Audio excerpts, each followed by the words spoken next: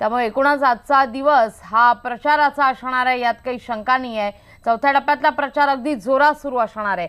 वळूया नाशिकच्या बातमीकडे। नाशिक जिल्ह्यातल्या दिंडोरी लोकसभा मतदारसंघासाठी पिंपळगाव इथं पंतप्रधान नरेंद्र मोदी यांची आज सभा होणार आहे।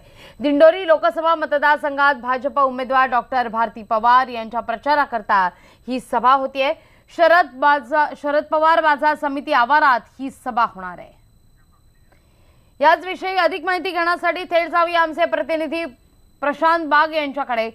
प्रशांत, आपण जर पाहिलं तर वारंवार पंतप्रधान नरेंद्र मोदी हे महाराष्ट्रातल्या सभेतून शरद पवारांवर लक्ष करताना पाहायला मिळतात। नाशिकमध्ये आज पंतप्रधान दाखल होणार आहेत आणि शरद पवार या संकुलातच ही सभा होणार आहे, हे सगळ्यात विशेष आहे। आणि त्यामुळे या सभेच्या माध्यमातून सुद्धा पुन्हा एकदा सत्ताधाऱ्यांवर निशाणा।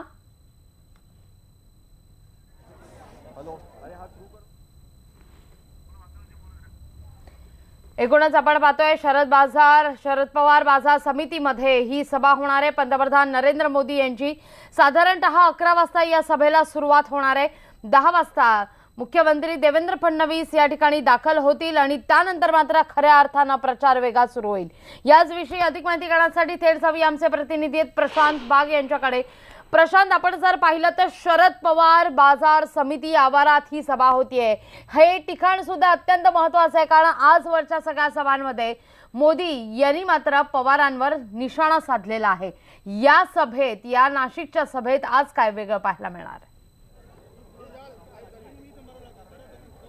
नक्कीच आली आपल्याला माहिती आहे की ही सभा जी आहे अत्यंत महत्त्वाची मानली आहे, कारण दिंडोरी लोकसभा मतदारसंघासाठी असलेली सभा ही पिंपळगाव बसवंतच्या या बाजार समितीच्या आवारात घडते। या बाजार समितीचं नावच आहे शरदचंद्र पवार कृषी उत्पन्न बाजार समिती। जवळपास 600 एकर जागेमध्ये ही सभा होत आहे।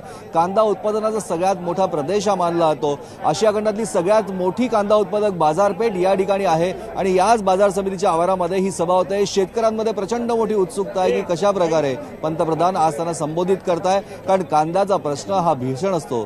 देशातली सगळ्यात मोठी बाजारपेठ जरी असली तरी कांद्याचा दर ठरवणारा हा परिसर आणि याच ठिकाणी पंतप्रधान कांदा उत्पादक शेतकऱ्यांना काय दिलासा देतात। उन्हाळा कांदा, लाल कांदा, पोळ कांदा या सगळ्या कांद्याच्या माध्यमातून इथल्याच एका साठे नावाच्या शेतकऱ्याने पंतप्रधान यांना मनी ऑर्डर पाठवली होती। अवघा 50 पैसे प्रति किलोला भाव मिळाला होता। एक भलं मोठं व्यासपीठ लाडली आपण बघतोय की या ठिकाणी उभं करण्यात आलेलं आहे। मुख्यमंत्री 10 वाजता या ठिकाणी येतील आणि सभेला संबोधित करतील। पंतप्रधान नरेंद्र मोदी हे 11 वाजता सभेला संबोधित करतील आणि यानंतरच ते इथून थेट नंदुरबारला प्रयाण करतील। एकंदरीत येत्या 20 ते 25 मिनिटांमध्ये मुख्यमंत्री देवेंद्र फडणवीस या ठिकाणी दाखल होतील। या सभेबद्दल प्रचंड मोठी उत्सुकता आहे। नेमकं कशा प्रकारे संबोधन प्रचंड उत्सुकता असल्याचं पाहायला मिळतं आणि त्यामुळे मोदी काय शरसंधान टाकणार हे पाहणं महत्त्वाचं असेल। प्रशांत, धन्यवाद तुम्ही दिलेल्या एकूणाचा सविस्तर माहिती करता।